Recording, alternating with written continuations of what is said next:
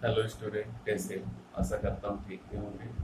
तो आज हम कक्षा 9 फिजिक्स का एक टॉपिक का अध्ययन करेंगे जिसका नाम है ध्वनि, साउंड। देखिए, ध्वनि।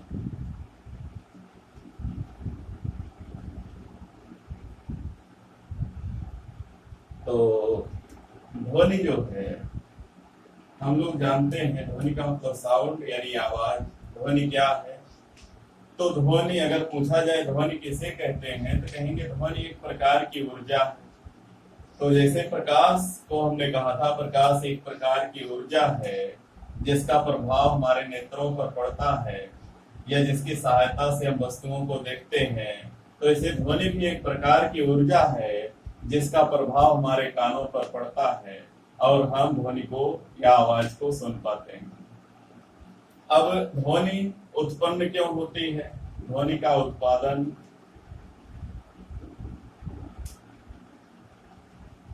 ध्वनि का उत्पादन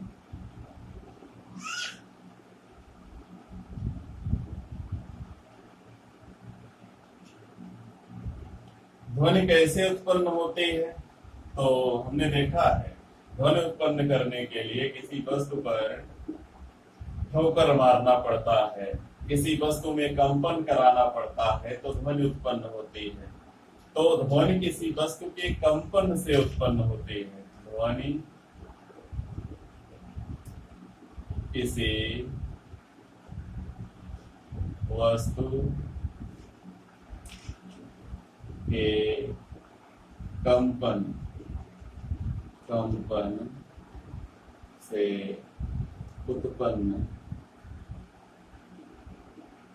उत्पन्न होती है। ध्वनि किसी वस्तु के कंपन से उत्पन्न होती है। तो ध्वनि कहाँ से उत्पन्न होती है? ध्वनि किसी वस्तु के कंपन से उत्पन्न होती है। और कैसे आगे बढ़ती है? उत्पन्न हो जाती है, आगे कैसे बढ़ती है? तो मान लीजिए हमने इसमें कंपन उत्पन्न किया तो इससे ध्वनि उत्पन्न हुई। ब्लैक बोर्ड से इस तरीके से कंपन कराने से ध्वनि उत्पन्न हो रही है और ध्वनि हमारे कानों तक आसानी से आ रही है। तो हम कह सकते हैं कि ध्वनि जो है उत्पन्न होती है और वायु में चलकर हमारे कानों तक पहुंचती है। तो ऐसा कह सकते हैं कि जब किसी वस्तु में कंपन होता तो उससे ध्वनि उत्पन्न होती है और वह किसी माध्यम में चलकर एक स्थान से दूसरे स्थान तक पहुंचती है। तो ध्वनि चलने के लिए किसी माध्यम की जरूरत पड़ती है। ध्वनि जो है किसी वस्तु के कंपन से उत्पन्न होती है और इसके आगे बढ़ने के लिए किसी माध्यम की आवश्यकता होती है। तो ध्वनि बिना किसी माध्यम के आगे नहीं बढ़ सकती है। तो जब किसी वस्तु में कंपन होता, मान लीजिए एक हमने ले लिया स्वरित्र द्विभुज, यू आकार का बिल्कुल एक भारी धातु का बना हुआ यू आकार का एक उपकरण होता है जिसको हम कहते हैं स्वरित्र द्विभुज। और इसको हम पकड़ के हैंडल लगा होता है। जब किसी वस्तु पर रबड़ के पैड पर इसको पटक देते हैं तो इसके सिरों में ऐसे अंदर की ओर, बाहर की ओर इसमें कंपन उत्पन्न हो जाता है। और इसमें कंपन उत्पन्न हो जाता है तो इसकी झंझनाहट, अगर यहाँ के कोई व्यक्ति है यहाँ पर तो इसके कानों तक बड़ी आसानी से पहुंच जाती है। और पहुंचती कैसे? वायु में चलकर। वायु में ये कंपन चलते हुए जाते हैं और ये व्यक्ति के कानों तक बड़ी आसानी से पहुंच जाते हैं। तो कहने का मतलब ये वायु में चलकर जाते हैं। यदि मान लीजिए बीच में वायु ना हो, यदि बीच में वायु ना हो, यहाँ पर बीच में वायु ना हो अगर, तो यहाँ से चलने वाले कंपन यहाँ तक नहीं पहुंच सकते हैं। इसका मतलब ये हुआ कि ध्वनि संचरण के लिए माध्यम की जरूरत पड़ती है। और ये किसी माध्यम में जाते कैसे, पहले ये देख लेते हैं।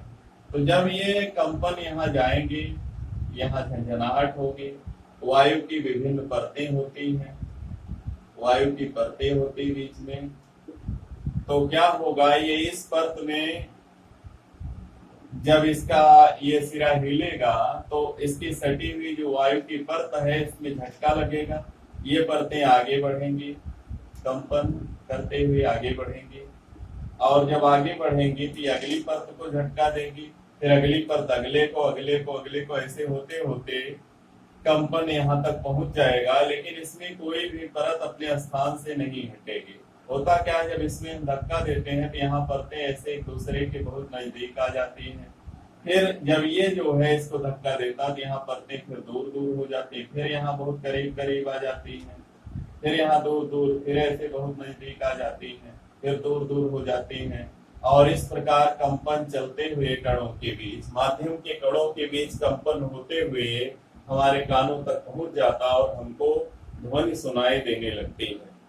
अब इसके बाद है वायु में ध्वनि तरंगों का संचरण पे हमने बताया कि वायु के जो कण होते हैं कंपन करती हुई वस्तु से जब टकराते हैं तो ये वायु की परतों में कंपन होने लगता है और वायु की परतें एक परत दूसरे परत में कंपन उत्पन्न करेगी, अगली परत में, फिर अगली परत में, ऐसे होते होते श्रोता तक आसानी से पहुंच जाती है और श्रोता को वस्तु के कंपन द्वारा उत्पन्न हुई ध्वनि आसानी से सुनाई देती है।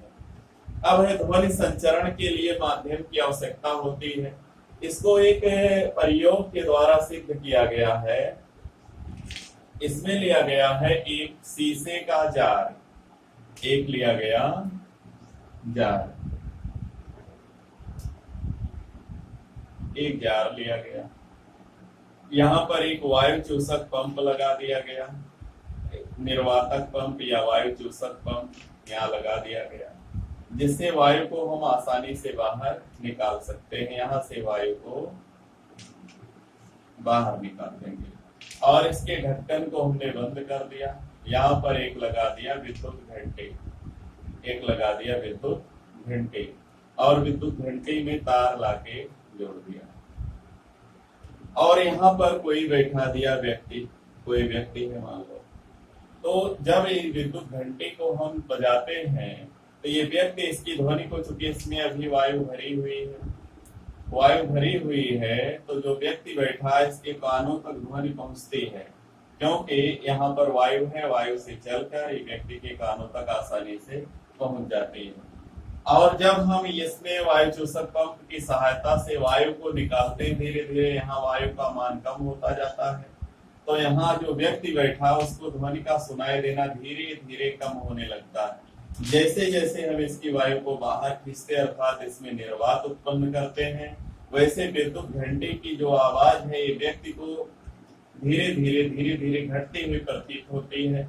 और जैसे ही इसमें से संपूर्ण वायु निकल जाती है, संपूर्ण वायु इसकी बाहर निकाल देते पंप की सहायता से, अर्थात इसमें निर्वात उत्पन्न हो जाता है, तो यहाँ पर जो व्यक्ति बैठा है इसको ध्वनि का सुनाई देना बिल्कुल बंद हो जाता है।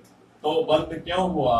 क्योंकि इतनी दूर यहाँ से लेकर यहाँ तक जार के भीतर वायु नहीं है और यहाँ से यहाँ तक तरंगे नहीं चल पा रही हैं, ध्वनि तरंगे, और इसके बाहर चल पा रही है, तो इतना बीच में ब्रेक हो गया ध्वनि के चलने में, तो व्यक्ति को सुनाई देना बंद हो जाता है। इस प्रकार हम एक जार लेकर जार का ऊपर ढक्कन बंद कर देंगे, इसमें एक विद्युत घंटी लगा देंगे, नीचे एक वायु चूसक पंप लगा देंगे, फिर हम विद्युत घंटी को बजाकर दूर बैठकर इसकी ध्वनि को सुनेंगे और वायु चूसक पंप की सहायता से वायु को धीरे धीरे निकालेंगे।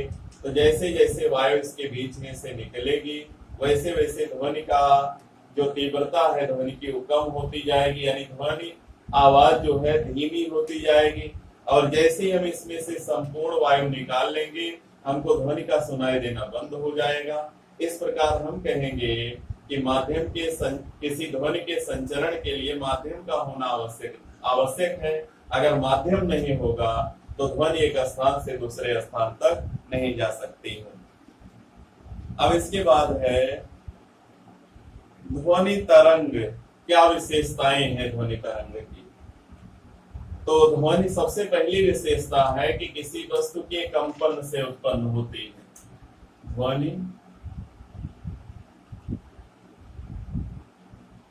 कंपन से उत्पन्न होती है, कंपन से उत्पन्न होती है, उत्पन्न होती है।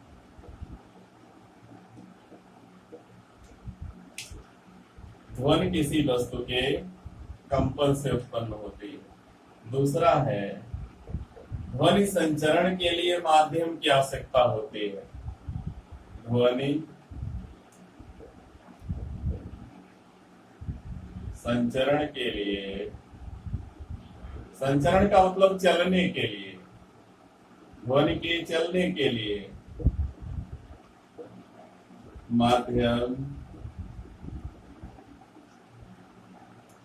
ध्वनि संचरण के लिए माध्यम की आवश्यकता होती है, की आवश्यकता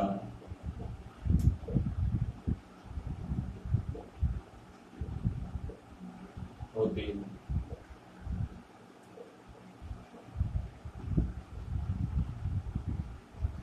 और तीसरा है नंबर 3, ध्वनि के संचरण में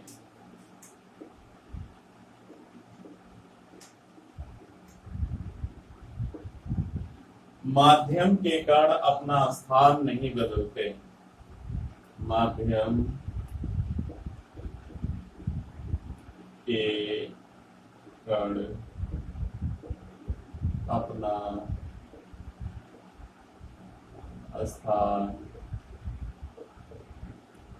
नहीं बदलते, नहीं बदलते।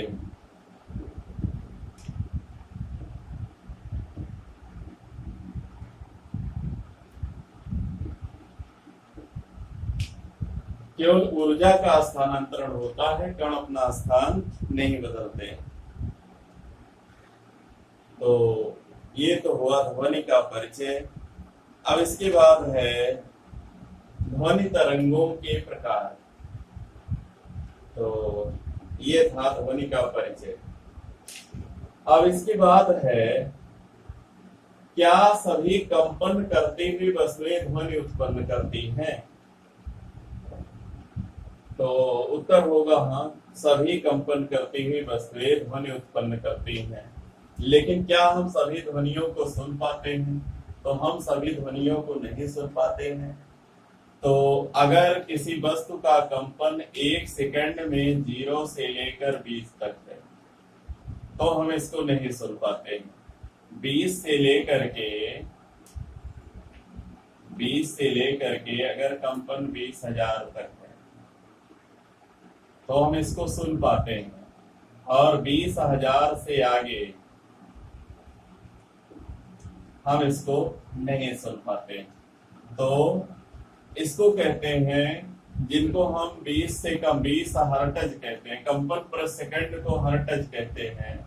तो 0 से लेकर 20 हर्ट्ज या कहें 20 हर्ट्ज से कम की ध्वनि को इसको बोलते हैं अश्रव्य, अश्रव्य तरंग। इसको बोलते हैं श्रव्य तरंग, ऑडिबल वेव। इसको बोलते हैं प्राश्रव्य, प्राश्रव्य। इसका हम आगे अध्ययन करेंगे, लेकिन हमने सोचा कि जब हमने कंपन से ध्वनि उत्पन्न होती बता दिया, तो ये भी बताएं कि प्रत्येक कंपन करती हुई वस्तु ध्वनि उत्पन्न करती है, लेकिन हम सभी ध्वनियों को नहीं सुन सकते हैं। यानी अगर हम वायु में ऐसे हाथ हिलाएं तो हमारे हाथ हिलाने पर जो ध्वनि होगी वो हम सुन नहीं पाएंगे, क्योंकि हम 1 सेकंड में 20 या 20 से कम बार अगर हिलाते हैं तो नहीं सुनाई देगी। जब पंखा चलता है तो हमें सुनाई देता है, क्योंकि उसकी जो आवृत्ति है, जो दोलन है, 1 सेकंड में 20 से 20,000 के बीच में होता है। या हम हाथ को इतना हिला सकें कि 20 कंपन से ज्यादा हो जाए 1 सेकंड में, और जो 20,000 से ज्यादा हो जाता है तो भी हमको सुनाई नहीं देता है। तो इस तरीके से इसको आवृत्ति परिसर के आधार पर 3 भागों में ध्वनि को बांटा गया है, जिसका अध्ययन हम आगे करेंगे। पहले तो हमें ये यांत्रिक तरंगों का अध्ययन करना है, जिसमें अनुप्रस्थ और अनुदैर्ध्य है। तो इसका अध्ययन जो है हम कल करेंगे। तब तक यदि हमारा वीडियो पसंद आएगा तो लाइक कीजिए, शेयर कीजिए और हमारे चैनल को सब्सक्राइब कीजिए। सरकार द्वारा निर्धारित लॉकडाउन नियमों का पालन करते रहिए। धन्यवाद।